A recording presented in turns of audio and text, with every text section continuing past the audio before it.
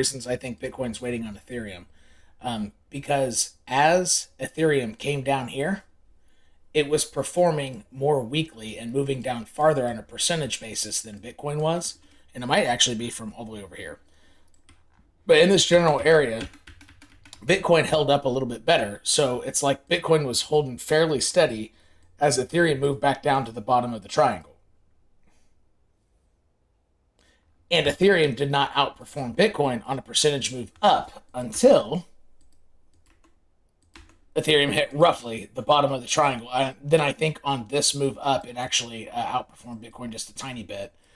And it's outperforming Bitcoin right now at the bottom of the triangle. So it really looks to me that Bitcoin has been chilling, just, chilling at the bottom of its triangle, which it is, and it might actually be just beyond the ledge.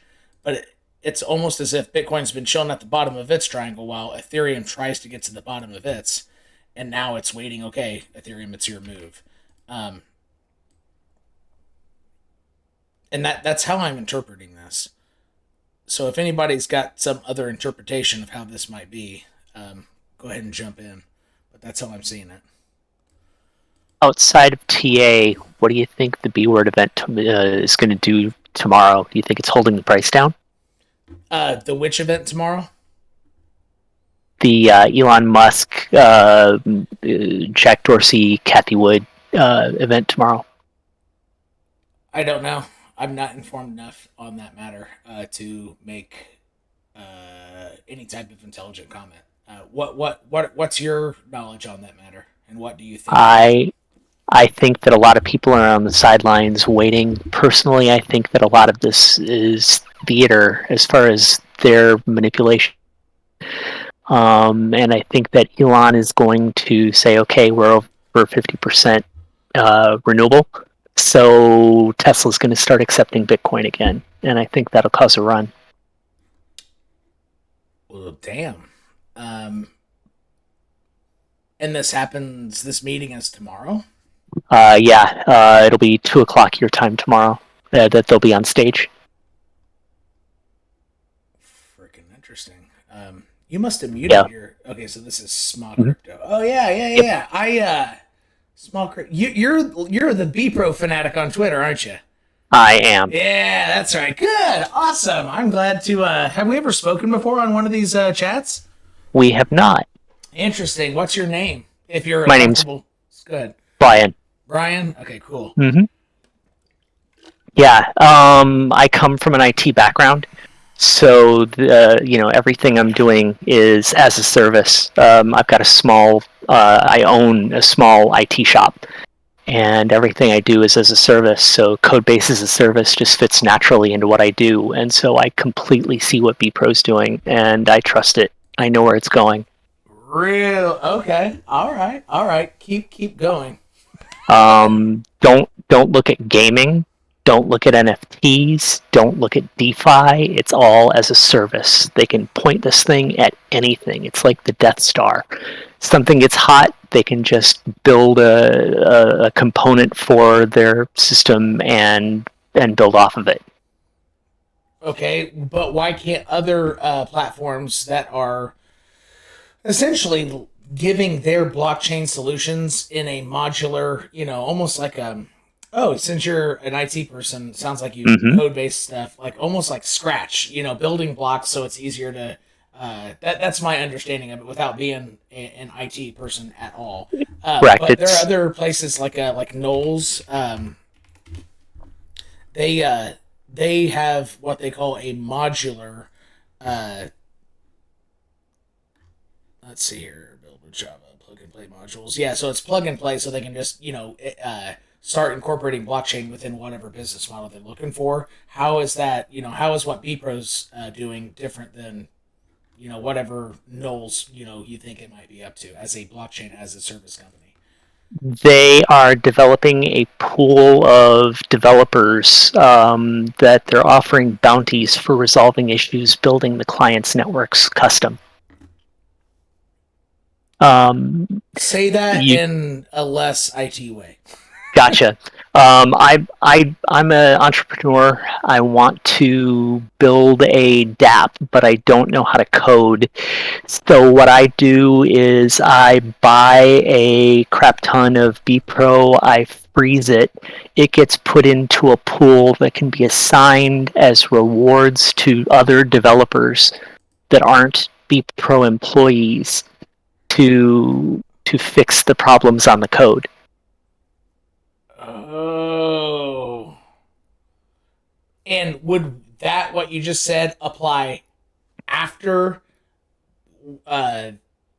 that paying customer is using BPro's services, or is it more Exactly. like, or it's after as well? Okay. Right. Are you familiar with Fiverr?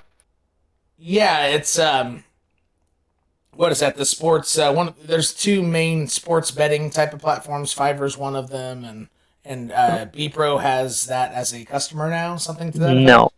No. Fiverr is actually an unrelated to crypto service where, people can do a side hustle of doing things like designing business cards or designing your web Oh. page or things like that. But you've got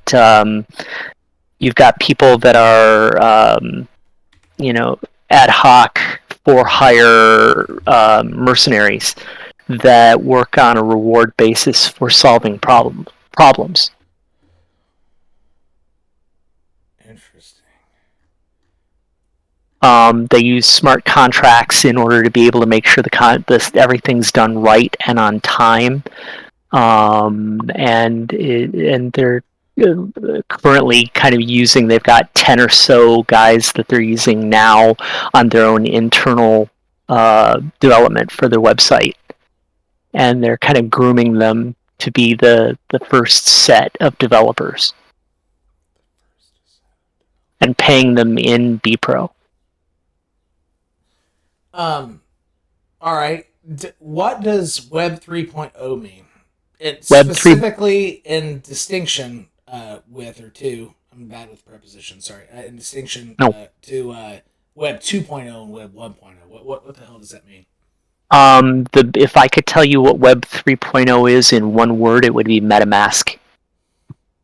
Everything's held on the blockchain. Everything's in your own control.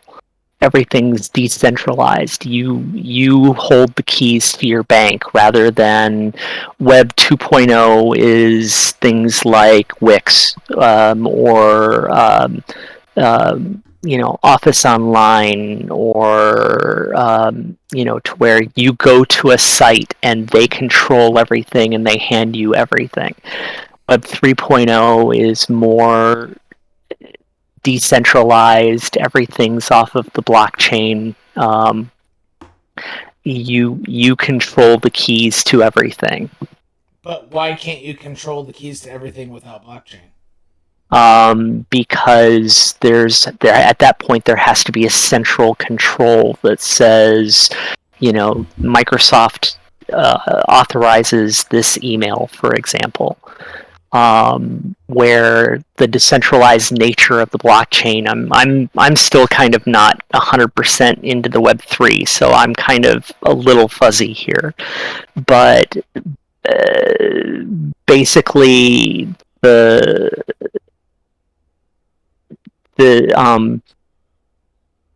fact that you hold the keys to everything in your wallet separates it, rather than Microsoft holding everything. It's like the difference between Coinbase and Uniswap.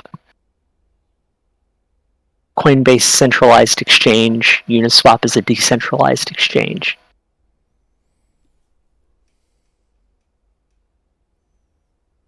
That sounds like it's better for the customers, not the necessarily the founders of whatever company. And through the appeal to the customers, that's what's good for the founders of the companies dealing with Web 3.0. I mean, I just whose keys, for example, is that the customer or both, or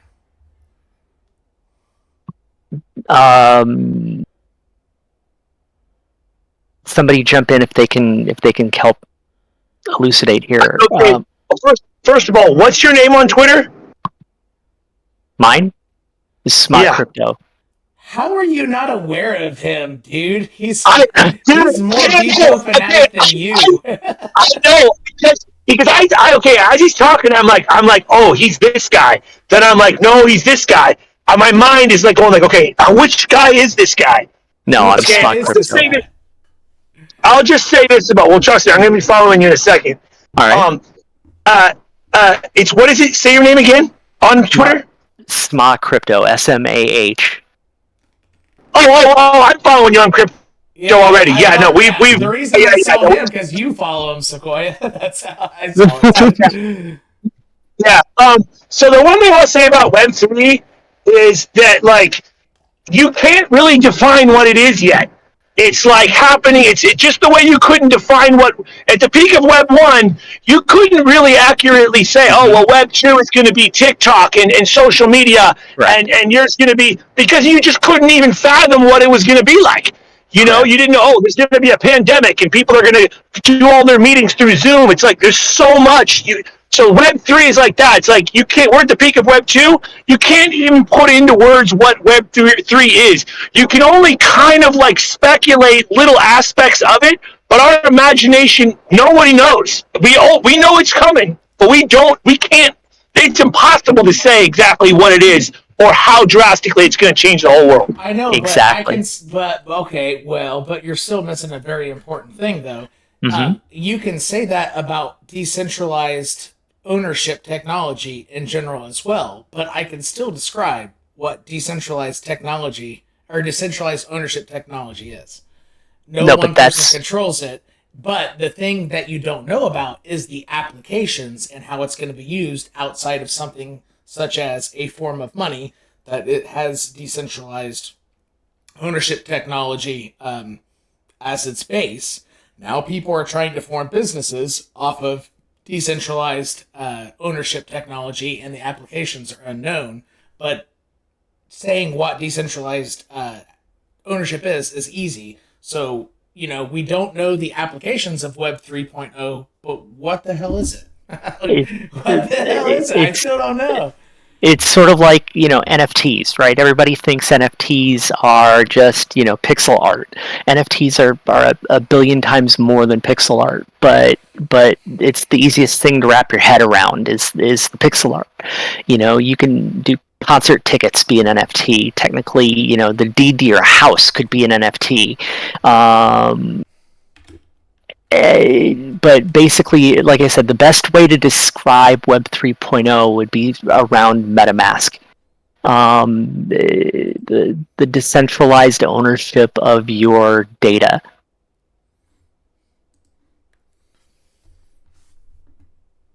Decentralized ownership of your data. Okay. All right. You've got Rarible, for example, for NFTs. You have what for NFTs? Rarible. Okay. Rarible's a storage house that gives you information. They don't hold your NFT. But you can go to Rarible, look at using your MetaMask wallet, and pull up your NFT collection.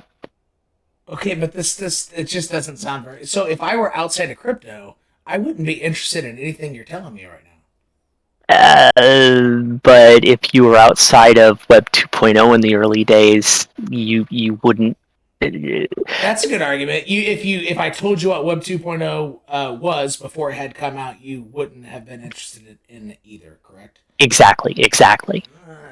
I can't argue with that, though. That's a sense. I don't know what it means. That's right. Point. That's a great argument. Know how to talk over that person's head and just say, hey, you can't do this. And I'm like, damn it, I don't even know what that means. No, that's fair. You could be right, and I'm not informed enough to even ask questions beyond that. BEPRO doesn't have to have developers as employees in order to be the biggest developer house in crypto. That's Web 3.0. Okay, so are they making their own little marketplace for people to see, idea, crypto. Let's see, what is this ideology? So what this is doing, it's almost like trying to be an Angie's List or a home advisor or something where it gets people with a skill set in front of the right people who are willing to pay for that skill set, essentially, through, I don't know. So is BPRO forming their own sort of ideology within its own platform? What they're doing is they're setting up a web front end to their current GitHub. GitHub is a developer community where I want to be able to write a JavaScript code that hands off a NFT from one user to the next, and I break that down into small pieces, and on GitHub I put together a list. I want something that does this, I want something that does that, I want something that does this, and now I'm as the customer. Okay. And then I say, okay, I'm going to put bounties up, 100,000 BPRO for this, 50,000 BPRO for that, 500,000 BPRO for this. So it's more like an auction, like an eBay of stuff. Basically, but for web development. And are you familiar with a site called RealFevr? Is that's not the same thing as Fiverr or whatever you mentioned earlier? No, Fiverr. No. RealFevr is a soccer website. Great. Right, exactly. Okay. RealFevr is launching supposedly their new NBA Top Shot NFT platform on Thursday, but it's for soccer, which is a bigger audience than the NBA. And BPRO designed the NFT marketplace for that, using exactly. Oh, you can see my face on the camera? Yes, I can see. I saw your jaw drop. Yeah. If you look up RealFevr, they've got packs just like NBA Top Shot, where 3 different classes of packs: common, rare, and ultra rare. You buy the pack using the RealFevr token. You get a certain number of NFT videos of different rarities, and they've got some one-of-a-kinds, like Ronaldo's very first official goal. Is going to be a one-of-a-kind rare. So does this mean by BPRO or BPRO designed the engine behind it. RealFevr is BPRO's customer. RealFevr bought and put up BPRO tokens for developers to create this marketplace for them.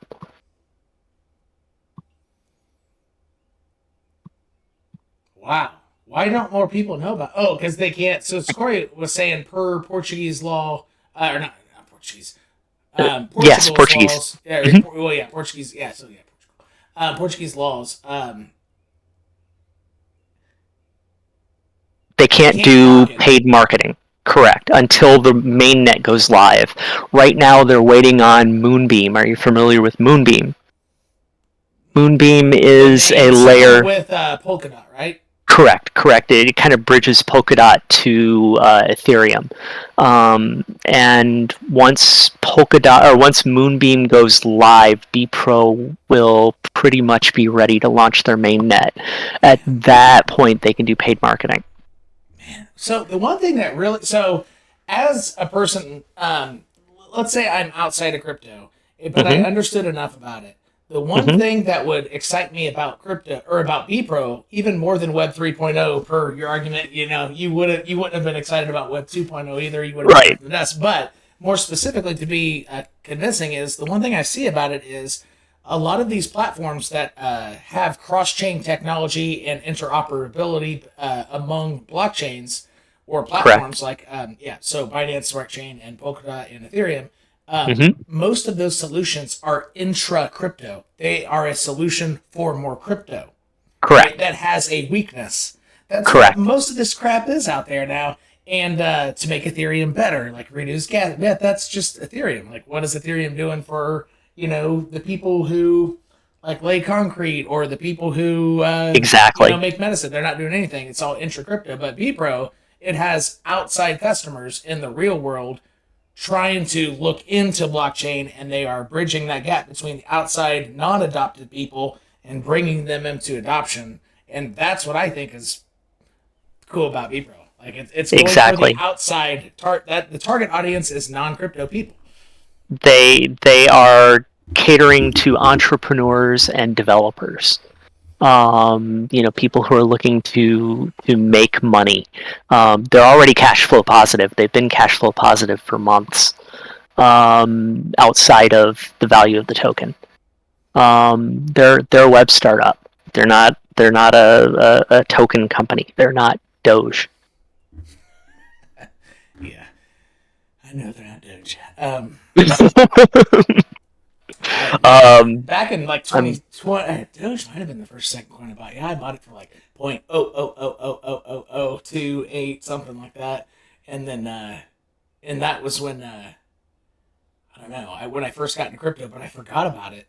And then about February 2018, I looked at it and it was about 20x up, so I sold it all. That's actually how I got into crypto. Yeah, I looked later and said, "Holy cow!" 2015, I was just starting my little IT company, and I had a guy call me out of nowhere. You got my Bitcoin? Crypto virus. Lost all of his grandkids' photos. The only way he didn't have a backup. The only way to get it back was to buy 3 Bitcoin to pay the ransom, which at the time, Bitcoin was $250 a piece. So we're talking about $750 that he had to come up with to pay the ransom. At that time I thought Bitcoin was a joke, but I wanted to help this guy get his photos back. So it's 72 hours in order before the key gets burnt. So I put $10 into Coinbase just to see if I could get it back out immediately. I couldn't. They wanted to put a whole week because it was a brand new account. So I forgot about it. I had sent the guy to the Starbucks to meet another guy, $750 cash in hand, and to make the over-the-counter transfer over the phone. I forget about it. I come back to it in February of this year, and that $10 was $1,850. Whoa! Like, okay, I'm accidentally into crypto. Wow, that's a long span. Wow. Well, welcome everybody that has their own journey. That's what time does this start? At 30 minutes. That's a good story about how you got into crypto. That's exactly. A really good one. It's pretty similar to mine, though. I bought Bitcoin to buy something confidential on the internet, and then I never ended up buying it. And I think I did that in April, and then I looked back in September, and I'm like 3x up. So I decided to buy a Dogecoin. Then I forgot how to access my Dogecoin, and then in February, right when altcoins did their last relief rally, it was still, it might have been 15 to 20x up. So, but I think I put about, I don't know, 500 to 1,000. It was a pretty nice thing. And that's the only coin I actually sold all of it. But I rode most of everything else down. I got in, I sold the Bitcoin. I did some research. I found a Reddit article on BEPRO when BEPRO was at 007. Wrote it all the way up and then all the way back down, and now I'm going to write it back up again. But I've learned everything in the process. Okay. So this article right here that I have on my screen, it summarizes 3.0 pretty well. And essentially what it's saying is that Web 3.0 is interactive with the end user. Correct.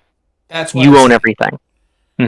But that means totally different. Like, what the hell do I own, right? So the web is interacting with you, perhaps due to smart contracts that know a bunch of if-then statements. If this happens, then that. Or smart contract is what you program it to do, so therefore the feedback of what that program does, you're in direct control of, and it interacts the way you want it to interact. Or how does the internet interact back with you? I mean, this says specifically machine learning, which, I don't know. About that, capable answering questions. content management systems, Mm-hmm. AI, and machine learning. So that's the main difference. Content management systems, which could mean a lot. AI, which is a little bit narrower in my opinion, and machine learning. So what the hell does that mean? The content management systems would be things like Rarible. You own the NFT, but Rarible manages those NFTs based on your key in MetaMask, for example. And so you connect to the website with your MetaMask wallet, and it shows you what NFTs you own, and allows you to be able to put them up for sale directly.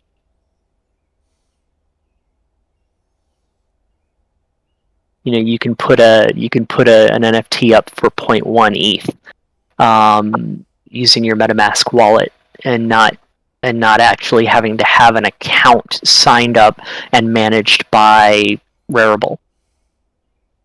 Brian, if I may Absolutely. the question, could it be also considered like Uniswap, where you have your coin on MetaMask, and with Uniswap you can take one coin and change it with another, and the other will still be in MetaMask.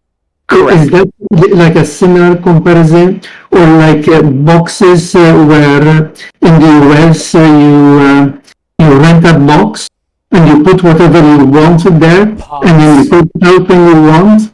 It's like similar to these concepts. Right. That's exactly it. On Uniswap, it's not a centralized exchange like KuCoin or Coinbase. The coins live in your wallet. They don't live. When you have a KuCoin account or a Coinbase account and you buy ETH, that ETH doesn't belong to you. It's just being held in your name. Where if you but if you buy the ETH on Uniswap, it goes to your wallet, and so you have custody of that ETH, as opposed to on KuCoin or Coinbase. You basically just you're authorized to withdraw that amount of coin that they're holding in their portfolio. Right. Yeah, that's interesting. And so if they go under, it's not yours yet. Exactly. Not your keys, not your coins. Right. But that's your real difference with Web 3.0 as opposed to Web 2.0. Centralized versus decentralized. But can I ask you a question? Yeah, go ahead. So, in your opinion, you're a tech guy. Obviously, I mean, your story is very similar to mine. Mm-hmm. As far as like, I discovered BPRO on Reddit. That's how I discovered 𝒃𝒆𝒍𝒐𝒘's channel. Right? I wrote it up. I got out a little bit of it, but I wrote it a big part of the way down. I've been accumulating it. I'm sitting on a ton of it. As you well know, we follow each other on Twitter. Give me your opinion of where you think it's going to go. Like, what's BPRO going to be like in 5 years? 367, obviously. Yeah. I'm one of those people that actually believes $3.67 is an achievable number. I don't think it's going to be this year. I think that really it's the marketing that's holding them back. BPRO is not sexy. It's not. It's their infrastructure. They're the people that sell you the picks and shovels, rather than the people with the gold mining pans and. I think Rui needs to hear that. I think he knows. Hey, Matt Crypto, are you in the group where there's like a couple people with Rui and it's all about like advertising BPRO and all that stuff? There's some kind of group that's together with them doing all that shit? No, I don't get to sit at the cool kids table. Because one of my buddies, he's the guy who came up with the 367, and he started doing all that shit on Reddit. But I mean, I'm still holding BPRO, but I don't know how well it's gonna do. I think that when the main net goes live and they're going to be able to market, it's going to be huge. I think that if this RealFevr NFT thing takes off, it's going to be enormous, because soccer is a larger market than the NBA, and there's going to be a huge appetite for soccer-based, and I'm saying soccer because we've got a lot of American audience here. If I use football, that'll be confusing. But Isn't that what Chili's does, though? Chili's does something similar, but they don't have the database of developers that are doing the work on the back end. Okay. It's really the base of developers on the back end that, in my opinion, that separates BPRO from other code bases and service kind of plays. What month did you say that BPRO will have its marketing capabilities? Fourth quarter is when the fiscal quarter. So is that September? September, October through December is when they're saying that it should September launch. 30th, yeah, September 30th. Correct. Last quarter. Okay, last day of the quarter. But really it depends more on Moonbeam. If there's a delay in Moonbeam, it will delay the launch of BPRO's mainnet. Because they want to be capable on all three cross-chain platforms? Exactly. BPRO is going to ride on Moonbeam. But why ride on only one of those three platforms? Why not? Why? Because it's cross-chain. Because you can do Polkadot, you can do Ethereum. But why couldn't they launch 2 of 3 and the third is ready, but it's just waiting on Moonbeam? Why can't that be? I don't know for certain.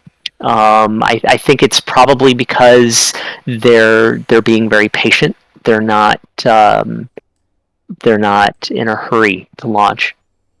They would rather put out a complete product than disappoint people and not get trust. It seems to me like Rui's kind of the guy that's playing this very long. Very. That's totally. He doesn't care about money. Mm-mm. He doesn't really care about the limelight. He's real low key. Yeah, he's a real he's he's an interesting dude. Yeah. Well, check this out. So how BPRO price behaved under the 4-hour 200 EMA. Right here.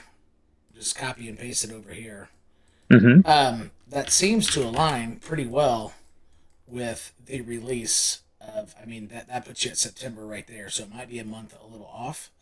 Yep. But BPRO has moved in that fashion before and started taking off around that time. Exactly. Like that. So that would, and it seems to match hitting that line pretty well. Wow. Yeah, that. And the cool thing about BPRO is, one thing I do like about it, and the reason I decided to start accumulating right just above a penny, at a penny, and below a penny, and then a little bit more at 0.005. I could have bought a little bit more, but I pulled the trigger at 0.005 when Sequoia got me excited. But still, I think that's going to be a great price in the future. I accumulated the first time at 0.023, 0.028, 0.003, something like that. But anyway, this looks like it. But the one thing I like about BPRO is back in early March, it started its correction.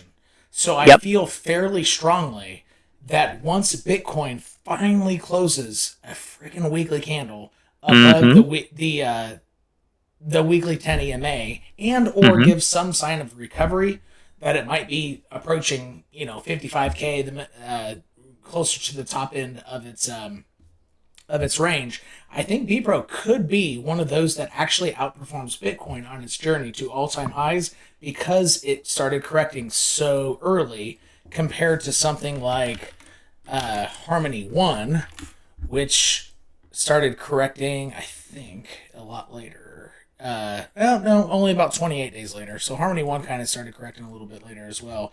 But a lot of these coins, they started correcting, like in late April. So a month and a half later. And BPRO is one of those earlier ones, even earlier than Veracity started correcting, I do believe. Yeah, so that was mid-April. So, BPRO's over there correcting mid-early March, during when everything is still exploding. I think that could give it the legs to be among the first movers. As weird as that sounds, but I don't know. I think it could. I believe it. You hear a lot of coins talk about $1 by end of year, and I think, okay, yeah, right. But if any of them do, I think BPRO is going to be one of them. And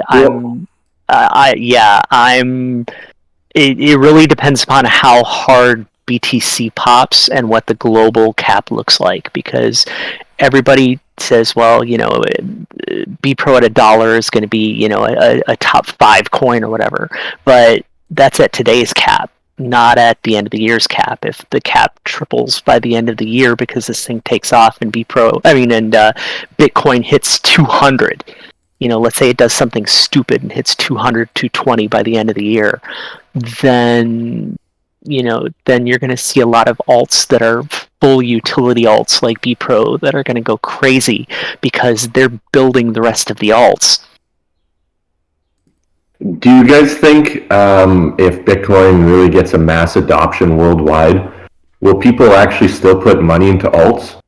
I believe so. I don't think that Bitcoin is going to be the remittance standard that a lot of people are saying that it's going to be. I think it's going to be smaller companies like TEL that do that. Telcoin. Oh yeah, you're bullish on. I'm on Telcoin too. Wait, don't tell me. Telcoin, BPRO. There were 2 more. Hold on. Oh, I saw it on your feed last night. I got a pseudo photographic memory. I should be able to pull it up in my database of my brain. Hey, I got a question. Oh, I have a question too. You've mentioned one or the other one. I can't remember what it was. Darn it. Veracity. Oh, Veracity. Okay. Mm-hmm. And then I've been buying up some RealFevr in anticipation of it selling well. And then I don't think I'm gonna buy any of the NFTs, but I'm gonna turn around and sell the coins and use that to buy more BPRO. Interesting. What were you gonna say, Sequoia? Mm-hmm.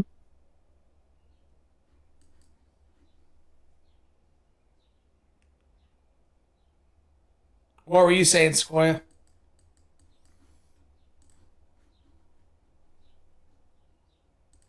He must have lost internet connection. Yep.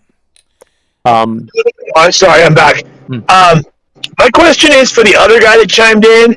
He's talking about like people that got together with Rui to can you speak a little bit more up on that? You're saying your buddy, like I know there's a group of people in Reddit like doing that 367 shit. It was annoying the hell out of me for a long time because I didn't know what it meant. And so I'm aware of these little pockets of people doing these things. But what you said, your friend made up 367, or he's just pushing that. I thought there was some person that came up with 367 based on like some math, something that was like legit, or is that just a fictitious number? No, I think it's a Bible thing, right? Like no. In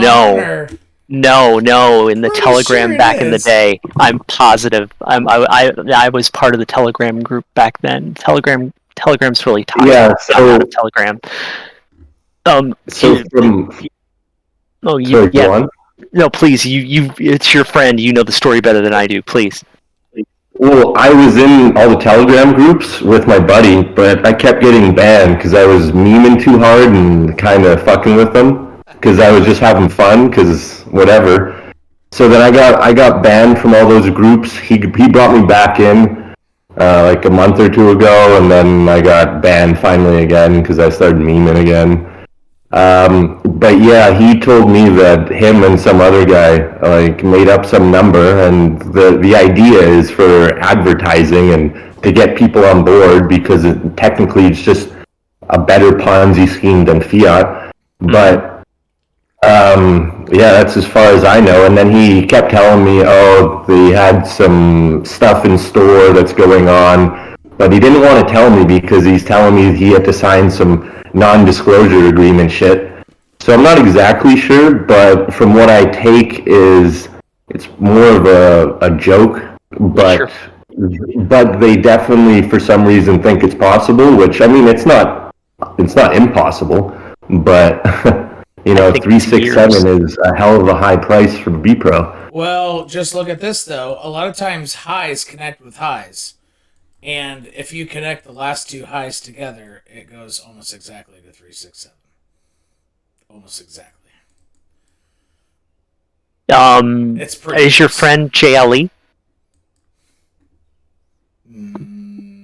No, his name is Vince. I don't know what his shit is on Telegram group or wherever the hell he is else in it, but his name is Vince. My understanding, or my recollection of how the 367 thing started was there was a guy named Jay Ali, who was kind of like a South Asian Indian guy that. Oh, okay, yeah. I've seen those videos too. Yeah, they claim that guy's been right on everything, and he comes out, makes a video, and says, BPRO will hit 367. Like I've been right 100% of the time, or something like that. He doesn't do any technical analysis. He doesn't do anything, but he's always 100% right. And it was more like, okay, buddy, you're talking out of your ass, but we're going to go ahead and pick this up and run with it, because if Doge can hit 60 cents off of a meme, then why can't BPRO? Exactly. My understanding was it was more like a prophecy. Yeah. It was like a medium or something. Yes. With supernatural powers. Yes, just it took on a bring a number out of the hat and say 367. It seems he imagined it or he divined it somehow, but through some sort of prophecy or divination. I think it kind of took on a little bit more of a cult-like status. In fact, a lot of people kind of got upset because they felt that the people that were talking about it were taking it a little too seriously, when at least what I was seeing is everybody that was kind of in on it was tongue-in-cheek. It was this guy's, we're kind of ribbing this guy because he's saying that he doesn't do any technical analysis, but he's always right 100% of the time, and he's giving this crazy number, $3.67, that's, clearly not, within a normal range. Yeah, I wasn't a big fan of those. I was not a big fan of the group and all their Telegram things. They were getting way too serious, and then all the 367 shit, and then I started posting memes and trying to have fun, and they kept banning me and kicking me out. Yeah, I didn't like the Telegram group in general. I figured that I was doing much better for the community through Twitter. It was just kind of toxic.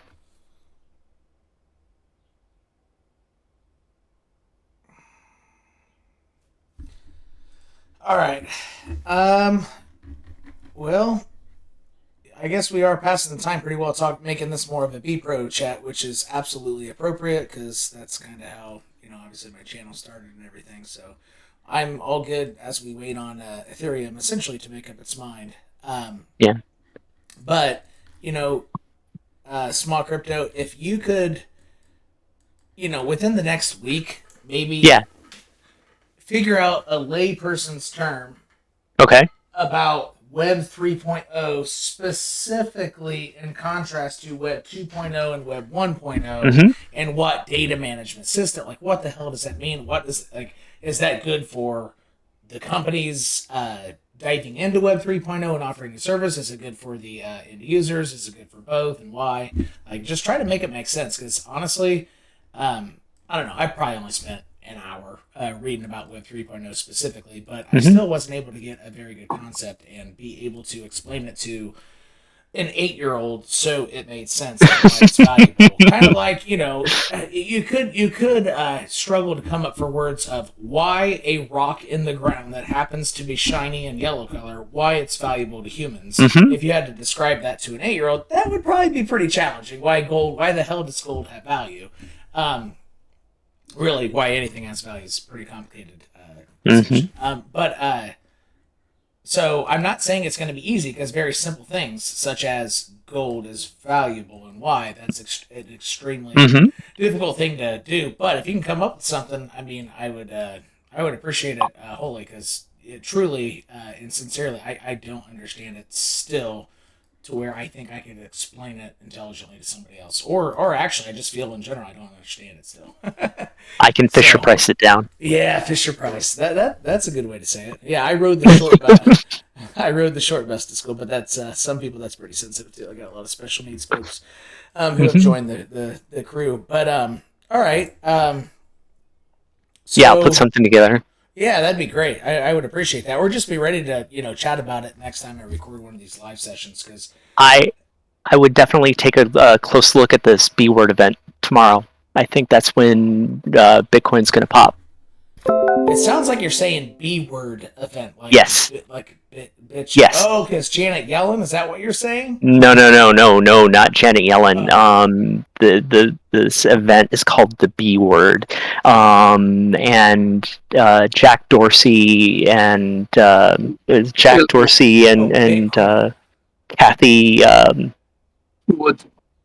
Wood were doing this event, and Jack basically kind of goaded Elon into joining them because of all of Elon's shit tweets driving down the price of Bitcoin. Jack is a Bitcoin maximalist, and so he wanted to kind of do like an open forum to discuss all of this and maybe try to work it out. Personally, I think a lot of it's professional wrestling. I think that my tinfoil hat says that Elon is in Kathy Wood's back pocket, and this has all been kind of laid out ahead of time. But that's just my tinfoil hat. But I think that's going to be our spark that jumps this whole thing. Yeah, that's her. Brian, it would be interesting if they will take it as adversaries and they start like shooting at each other, or whether they take it like, well, this is something that we need to pull the same direction. I think it's going to be the second. I think it's going to be, kind of like a come to Jesus meeting with Elon talking about the, more than 50% renewable energy, and then it's going to end up with Elon saying, okay, we'll start accepting Bitcoin for Teslas again, and then Bitcoin's going to jump through the roof. It's a pity Michael Saylor will not be there. I think these are the top 4, right? Yeah, I cracked a joke on Twitter about how, I was comparing it to professional wrestling, and I said Michael Saylor would come out and hit Elon with a folding chair.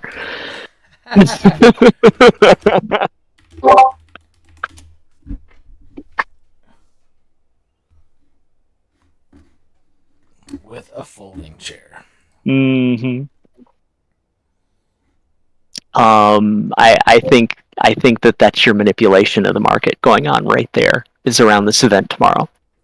But that's my tinfoil hat talking. Well, the chair gives a great visual to anybody who's lived in Indiana for a while.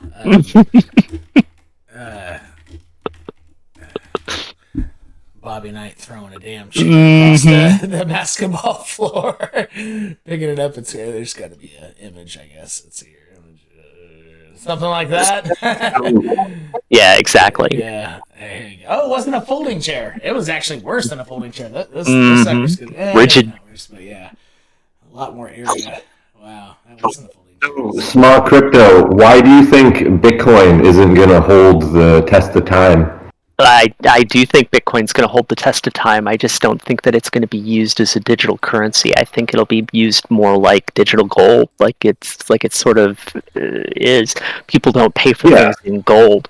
I think that remittances are going to be done in more like things like Telcoin, where they've got contracts with cell phone providers already in place to handle remittances to people who are unbanked. People, in third world countries who don't have a bank account, but they've got a cell phone, they can pay their bills through their cell phone provider. They don't have to take a bus for 2 hours to Western Union and then get robbed on the way out. Pay 7%, get robbed inside, and then get robbed outside.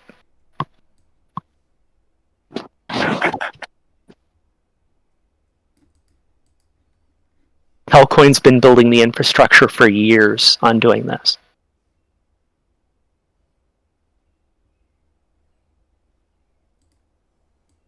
Do you guys listen to Max Kaiser's podcast at all?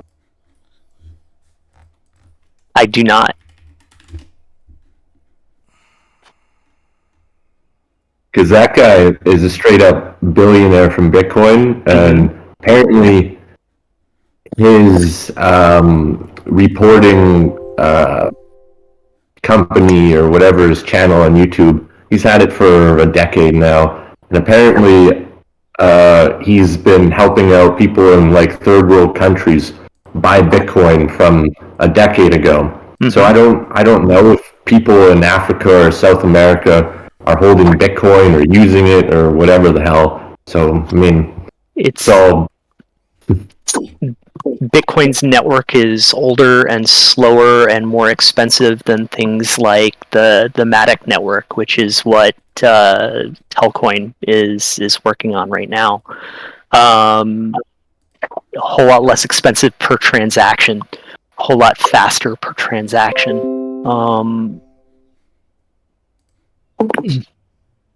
And on top of that, like I said, Telcoin's been working on getting the cell phone providers internationally on board.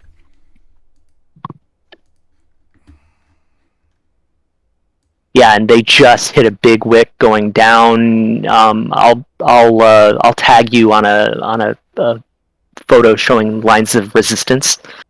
Every time it's hit this, a certain line of resistance, it pops, and it's like right there. Today, it wicked down into that line of support. Sorry, it wicked down into that support today. So where do you buy Telcoin? On KuCoin. Okay. What the hell caused that surge right there? A software upgrade. 3 years. Mm-hmm. Software upgrades. Why would that make people buy it? Because they've been slowly opening up channels for remittances across the country. They just, for example, opened up Canada to be able to send to certain countries. The U.S. is not yet in the group.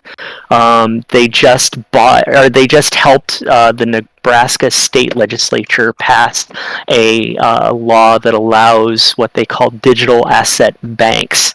And they have to be very specific in the fact that they word it digital asset bank. They can't call themselves just a bank.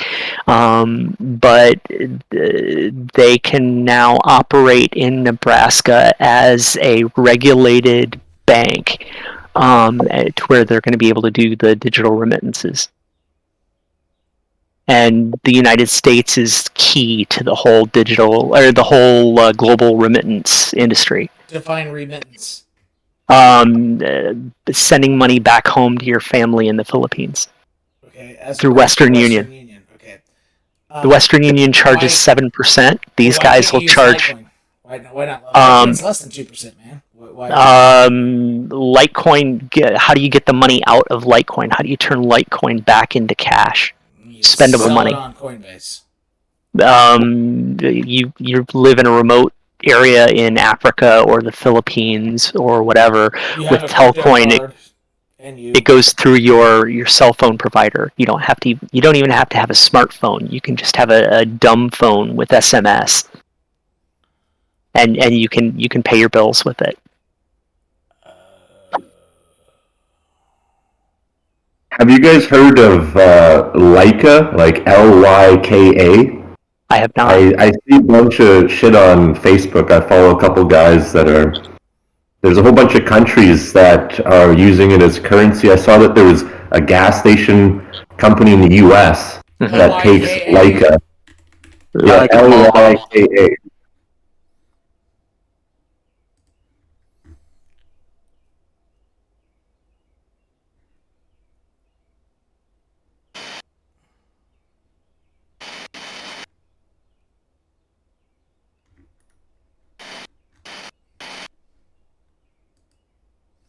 Interesting. I know I have not heard of that, but there have been a few currency-based monetary coins that are particular to different regions in terms of trying to gain adoption first.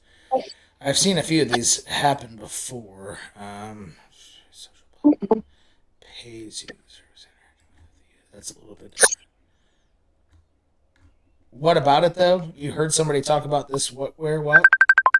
Well, from what I've heard about it and kind of looked into it for a couple minutes, is I think it's kind of similar to a TikTok, but the more you post, the more likely you get, and some places are accepting it as currency, from what I understand. But it's I mean, I'm not a IT guy, so I don't exactly know if it's a scam or if it's real or whatever the hell, you know.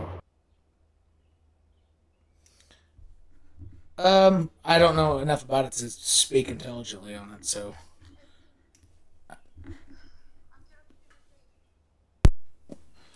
I'll probably be heading out around 7:30 or so.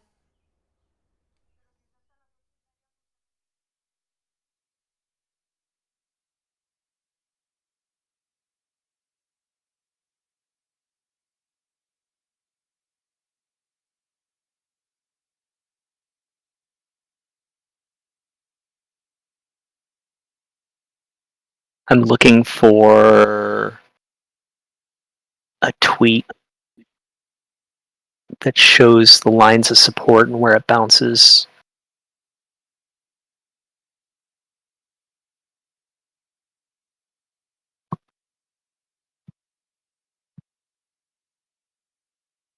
Do you store any of your BPRO on your own personal like wallet, or do you just have it? I've got some. I have some of it on my Trezor. I've got some of it ready for profits, and then I've got some of it staked.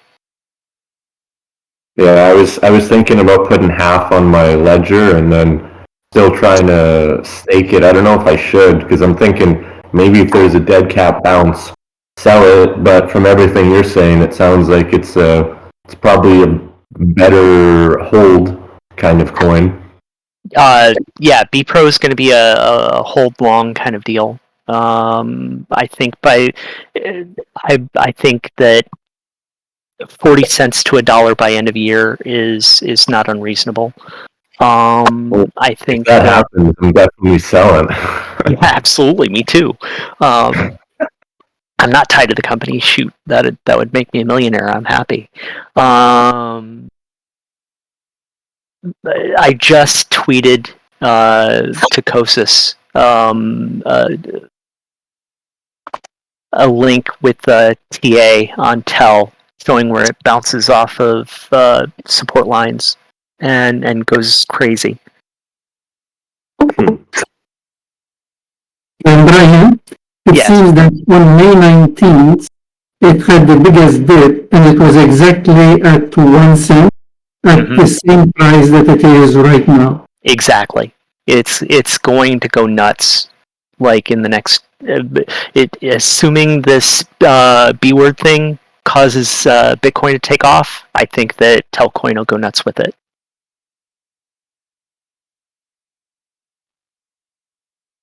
I mean, these are ready to move up because even the like the RSI and the stocks, they are so oversold right now Exactly. that as soon as something positive comes in the way, I think the only way direction would be up, right? And it's going to go way up, I think. My plan is to ride TEL up until it tops, and then sell and buy into BPRO.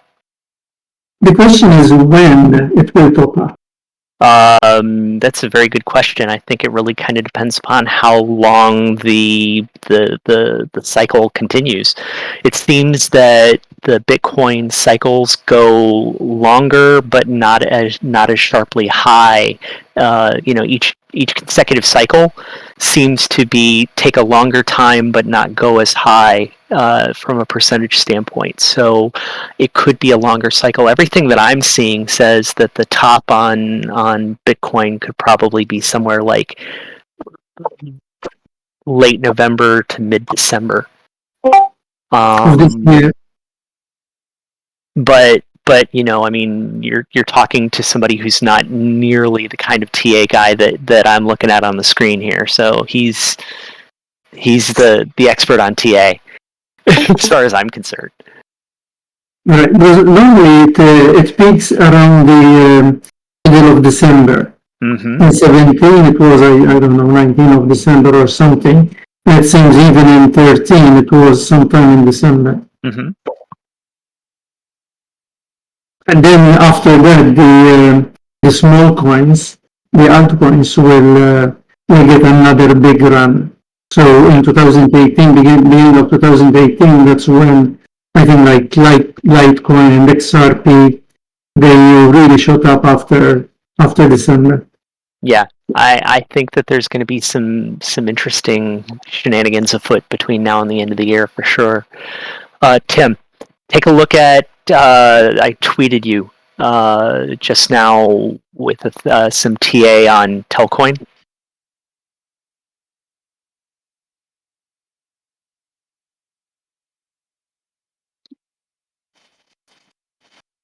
Can he hear us? I can't hear him. Yeah, he's muted. And I still am muted. All right, so now I'm not muted. Sorry. No problem. So where do I go? I tweeted you. Okay. And what does that like? What do I check? On Twitter, go to your notifications in Twitter. Okay. You should see something from me. Okay. All right, so. There's a there on Telcoin. Pay attention to those support resistance bands. Okay, so you sent me like a private message or something? No. I tweeted you publicly. If you go to notifications in Twitter. Okay. I can just post I can post the image to mentions Discord. Yep. In Discord, yeah, maybe. Mm-hmm. All right. Replying to Nick. Which one am I looking for? I don't know how to use Twitter very well, so no problem. If you go to notifications, yeah, I'm there. You should see Smart Crypto in there. Yeah, you're at the top. Yep, click on that, and it just show you somebody else's post from Nick Pryor. Right. The post from Nick Pryor. Actually, Cozy the Caller looks like is the original. Right there. And what am I looking for now? Scroll down. That picture right there. That right picture there. right there. That's the one that you want. Every time it hits one of those support bands, look what it does. Okay, hold on.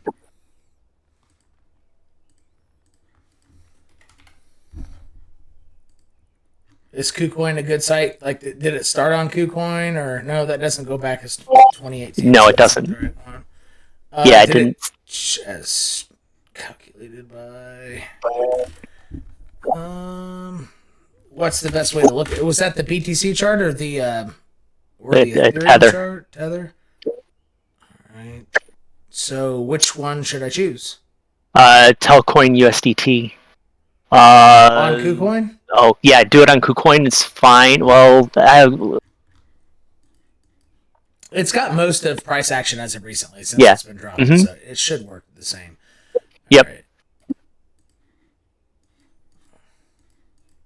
But it's wicking down it wicked down today above the previous spikes cap. The market cycle, wherever it starts on KuCoin, it's at it exactly. Mm-hmm.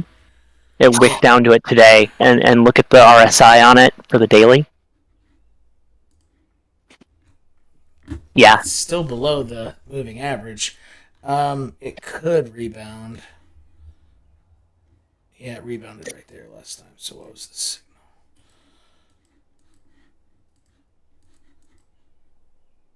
It just, the Stokes turned around and really drove it up. Mm-hmm. What are those support bands based off of? Where peaks were. Straight up horizontals, like just the previous structure high. Previous structures, the highs and lows. And this one actually stayed a lot more bullish than the other ones. It did not go revisit the market structure high of there. Mm-hmm.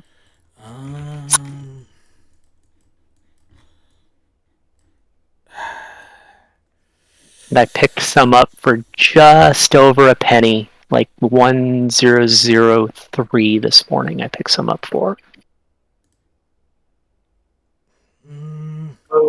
80. I mean, 85% is not a bad time if you make the decision to start accumulating altcoins. Mid 80s is about the first point you'd want to start doing that. So, I mean, that could make total sense, but it does look like it got hot pretty fast. I mean, wow. Whoa. That is a huge run. Mm-hmm. And right now they're working on building up their liquidity pools on QuickSwap. Once they can hit their numbers on the liquidity pools, they're launching the new version of the app, and the U.S. will be opened up in the remittance markets. So beyond TA, you've got some macro stuff that says that this is going to explode as well. Yeah, but it already exploded, man. There's been laws that have been passed in the United States since that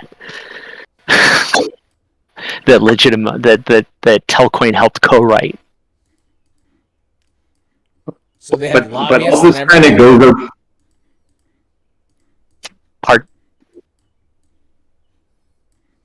What was your question?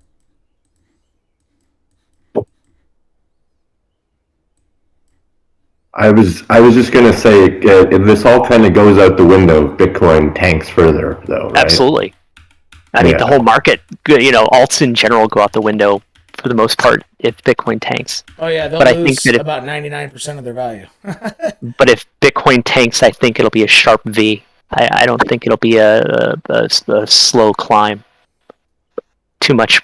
Similar to the coronavirus dip where it did a sharp V. Mm-hmm. Too much big money in nowadays to keep it from staying low for long.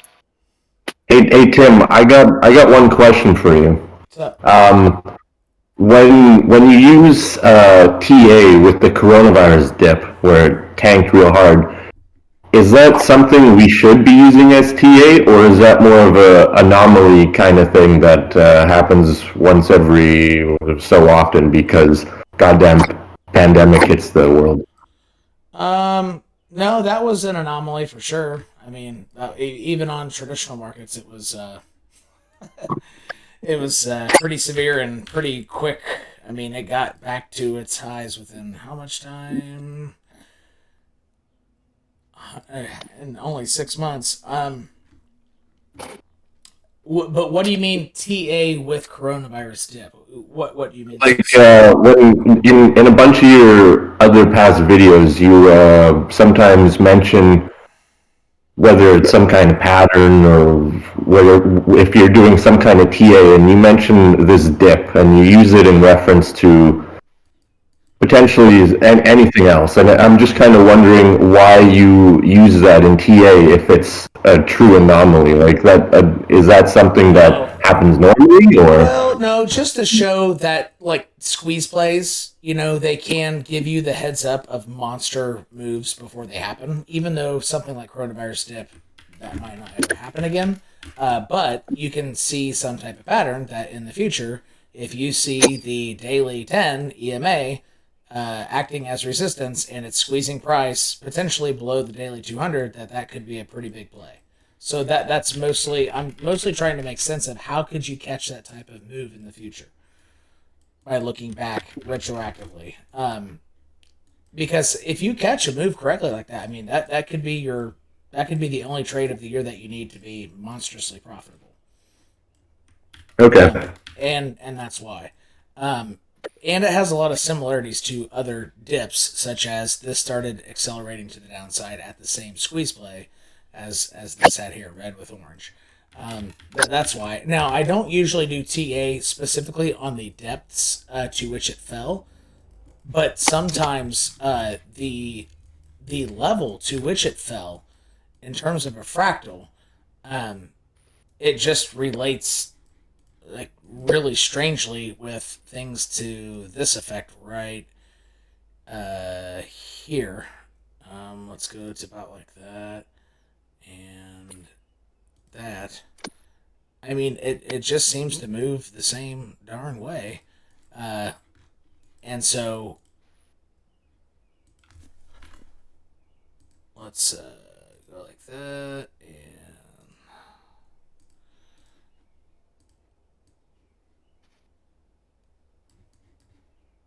so this is why, because and sometimes I'll use it because Bitcoin moves very similarly,